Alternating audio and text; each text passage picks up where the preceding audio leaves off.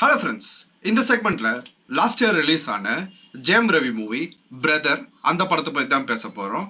இந்த படத்தை டைரக்டர் ராஜேஷ், அதாவது சிவா மனசில் சக்தி, பாஸ் என்கிற பாஸ்கரன் போன்ற படத்தை எடுத்து டைரக்ட் பண்ண ராஜேஷ் டைரக்ட் பண்ணியிருக்காரு. இந்த படத்தில் எக்ஸலண்ட் கேஸ்ட் இருக்காங்க. அதாவது ஜெயம் ரவி, பிரியங்கா மோகன், நட்டி, அதுக்கப்புறம் பூமிகா, இவங்கெல்லாம் இந்த படத்தில் நிறைய வெரி பிக் கேஸ்டாக இந்த படத்தில் இருக்காங்க. ஸோ முதல்ல இந்த படத்தோட ஸ்டோரியை பற்றி பார்ப்போம். இந்த படத்தில் ஜெயம் ரவி கார்த்திக் அப்படின்னு சொல்லிட்டு ஒரு கேரக்டர் வராரு. அதாவது ஒரு ட்ராப் அவுட் லா ஸ்டூடெண்ட்டாக இருக்காரு. ஸோ அவரோட ஃபேமிலி அப்பா அம்மா கூட இருக்காரு. இவர் என்னன்னா நிறைய பிரச்சனைகளை மாட்டிக்கிறாரு. அதாவது பில்டிங்லேருந்து எல்லாத்தையும் கொஷின் பண்ணுறது, தப்பை தட்டி கேட்கறதால அவரை ஜெயிலுக்கு பிடிச்சிட்டு போகிறது, இந்த மாதிரி இருக்கிறதால அவங்க அப்பா அம்மாவுக்குலாம் ரொம்ப பிரச்சனையாக இருக்குது. ஸோ அதனால் இவர் எப்படியாவது என்ன பண்ணுறது தெரியாமல் இருக்காங்க. ஸோ அப்போ அவங்க அக்கா பூமிகா சாவ்லா, அதாவது ஜெயமரோட அக்கா பூமிகா சாவ்லா அங்கே வராங்க. ஸோ அவங்க நான் இவரை கூட்டிட்டு போயிட்டு எங்கள் ஃபேமிலியில் வச்சு நான் பார்த்துக்கிறேன் அப்படின்னு சொல்லிட்டு கூட்டிக்கிட்டு போகிறாங்க. ஸோ அங்கே பார்த்தா பேக் பூமிகா சாவ்லா ஃபேமிலி ஊட்டியில் இருக்காங்க. ஸோ அவங்க மாமனார் ஒரு ஐஏஎஸ் ஆஃபீஸர், ராவ் ரமேஷ் அந்த ரோலில் நடிச்சிருக்காரு. ஒய்ஃப் சரண்யா, ஹஸ்பண்ட் நட்டி, அப்புறம் பசங்க, அதுக்கப்புறம் இந்த நட்டியோட தங்கச்சியா பிரியங்கா மோகன் வராங்க. ஸோ ஃபர்ஸ்ட் ஆஸ் யூஷுவல் இவரோட சேட்டைகளை அங்கேயும் பண்றாரு. ஸோ அதனால அங்க இருக்கவங்களுக்குலாம் பிரச்சனையா இருக்கு. பூமிகா சாவ்லா இவர் ஒரு வேலையில வைக்கிறாங்க, அங்கேயும் பிரச்சனை பண்ணி நின்று போயிறாரு. அதுக்கப்புறம் பிரியங்கா மோகன் ஒரு ஹாஸ்பிட்டல் ட்ரை பண்றான், அங்கேயும் பிரச்சனை பண்றாரு.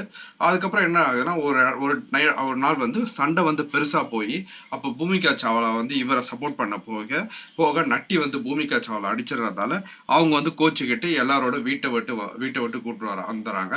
ஸோ அப்போ இப்போ பாத்தீங்கன்னா பூமிகா சாவ்லா, ஜெயம் ரவி, பசங்க தனியா வந்துடுறாங்க. ஸோ அப்போ ஜெயம் ரவியோட அப்பா அம்மா அந்த இடத்துல வரும்போது அவங்க அப்பா அம்மா ரொம்ப ஹர்ட் ஆயிடுறாங்க. அப்போ அவங்க அப்பா உண்மையை சொல்லுவாரு, வாழ்க்கையை வெறுத்து போய் சொல்லுவாரு. அதாவது அவன் உண்மையான பையன் இல்ல, தத்தெடுத்த பையன் தான் ஜெயம் ரவி அப்படி சொல்லுவாரு. ஸோ ஜெயம் ரவி ரொம்ப சோகமாயிட்டு அதுக்கப்புறம் இவங்க 2 பேரும் ஒன்று சேர்க்கறதுக்காக ரொம்ப பாடுபடுவாரு. ஸோ இந்த டைம்ல ஒரு லவ் ட்ராக், பிரியங்கா மோகனோட ஒரு லவ் ட்ராக்கும் போகும். ஸோ இப்போ எல்லாருமே எதிராயிடுவாங்க. அதாவது எல்லாருமே ஜெயம் ரவிக்கு சப்போர்ட்டா வந்துடுவாங்க.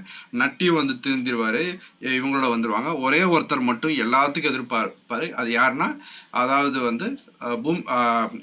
பூமிகா சாவ்லாவோட மாமனார், அதான் ராவ் ரமேஷ். அவர் ஐஏஎஸ் ஆஃபீஸர். ஏன்னா அவரை இவர் ஒரு வில்லேஜ் பிரச்சனையில அதுல ஒரு கான்ட்ரவர்சியா இருக்கும். ஸோ அதனால அவங்க 2 பேருக்கும் ஒரே ஒரு பெரிய போராட்டமா இருக்கும். ஸோ ஃபைனலா ஜெயம் ரவி ப்ராப்ளத்தை சால்வ் பண்றாரா, இல்ல அவரோட மாமனார் அதாவது ஐஏஎஸ் ஆஃபீஸர் ராவ் ரமேஷ் அவர் அந்த கோவத்திலே இருக்காரா இல்லையா, அதுதான் படத்தோட எண்டிங்கா முடியுது. ஸோ ஃப்ரெண்ட்ஸ், இப்போ இந்த படத்தோட பாசிட்டிவ்ஸை பார்க்கலாம்.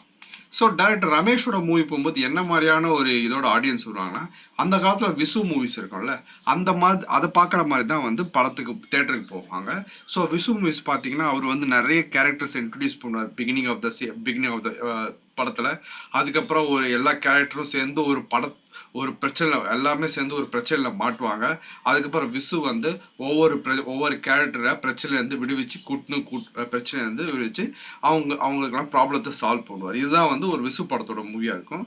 அதே மாதிரி சிமிலராக தான் இவர் படத்தை எடுப்பாரு. Mostly love subject. டைரக்டர் ராஜேஷோட மூவிஸ் எல்லாமே லவ் சப்ஜெக்டா இருக்கும்.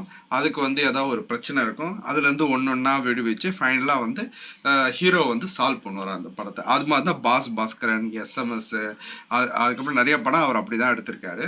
ஸோ இந்த படத்துலயும் அதே எக்ஸ்பெக்டேஷனோட படத்துக்கு போனீங்கன்னா கண்டிப்பா அந்த எக்ஸ்பெக்டேஷனை இந்த படம் பூர்த்தி செய்யறது. எப்படி ஜெயம் ரவி ஒவ்வொரு பிரச்சனையை சால்வ் பண்ணிட்டு வராரு, அதுதான் இந்த படத்தோட ஸ்டோரியா இருக்கு. ஸோ பாத்தீங்கன்னா பாஸ்கரன், எஸ்எம்எஸ் எல்லாம் சூப்பர் ஹிட் மூவிஸ். ஓகே எல்லாமே சூப்பர் ஹிட் மூவிஸ். பட் அதுக்கப்புறம் ராஜேஷோட படம் எல்லாமே சரியான ஸ்கிரீன் பிளே இல்லை, ஸ்டோரி இல்லை, டயலாக் இல்லை.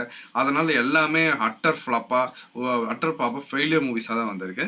பட் பிரதர் கம்பேர் டு அந்த அட்டர் ஃபிளாப்ஸ் கம்பேர் பண்ணும்போது கொஞ்சம் பெட்டரா இந்த படத்துல இம்ப்ரூவ்மெண்ட் இருக்கு. அவர் ராஜேஷ் ஒன்லி டெம்ப்ளேட் ஸ்டோரி தான் யூஸ் பண்ணுவாரு. ஸோ இந்த படமும் ஒரு டெம்ப்ளேட் ஸ்டோரி தான். ஆனா லொகேஷன் அண்ட் சினிமாட்டைசேஷன்லாம் ரொம்ப பியூட்டிஃபுல்லா இருக்கு. பிகாஸ் ஊட்டி கொடைக்கானல் எடுத்திருக்கிறதால அந்த சினிமாட்டோகிராஃபி, அந்த விஷுவல் எக்ஸ்பீரியன்ஸ் அது ரொம்ப நல்லா வந்திருக்கு இந்த படத்துல. அதுக்கப்புறம் சாங்ஸ், மியூசிக் சூப்பரா இருக்கு. ஹாரிஸ் ஜெயராஜ் கலக்கியா இருக்காரு இந்த படத்துல. அப்புறம் இந்த பெப் சாங் மக்கா மிஷி மக்கா மிஷி அந்த பாட்டு வந்து சூப்பரா வந்திருக்கு. ஸோ மியூசிக் இந்த படத்துல ஒரு நல்லா வந்திருக்கு இந்த படத்துல. அதுக்கப்புறம் படத்துல வந்து நிறைய எமோஷனல் சீன்ஸ் இருக்கு. அதாவது வந்து ராஜேஷ் மற்ற மூவிஸ் பார்த்தீங்கன்னா நிறைய comedy scenes, few emotional scenes.